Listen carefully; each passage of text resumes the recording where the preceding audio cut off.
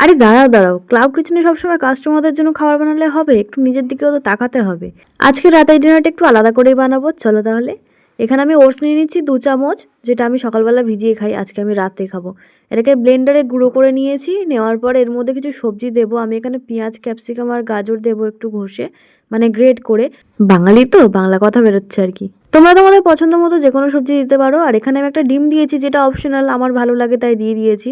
একটু নুন দেবো, সাথে একটু গোলমরিচ গুঁড়ো দিয়ে ওটাকে মেখে নেবো। প্রথমে শুকনো হয়েছিল তাই একটু জলও দিয়ে দিয়েছি, তোমরা দুধ দিতে পারো বা জল দিতে পারো, যা খুশি। গ্যাসটাকে জ্বালিয়ে প্যান গরম করে তার উপর ডাইরেক্ট এটা দিয়ে দিয়েছি। প্রথমে কিন্তু কোনো তেল দিইনি, কারণ পিছন দিকটা একটু চুঙ্গা চুঙ্গা ভাব হলে আমার ভালো লাগে। তারপরে একটু তেল দিয়ে দিয়েছিলাম, প্রথমে ওটাকে ছড়িয়ে নিয়ে তারপর সাইডে তেল দিয়েছি। এখানে একটাই চিলা মতো হয়েছে, মানে এটা আসলে চিলাই বানাচ্ছি।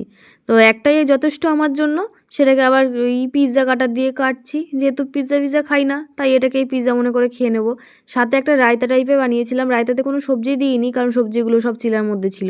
তো ঘরে আমার কাছে একটা ইমলি সস ছিল, মানে ওই তেঁতুলের জুস বলতে পারো, ওটা ছিল। সেটাকে আমি দইয়ের সাথে মিক্স করে নিয়েছি, চাটনি হিসাবে এটাকে ইউজ করা যায়।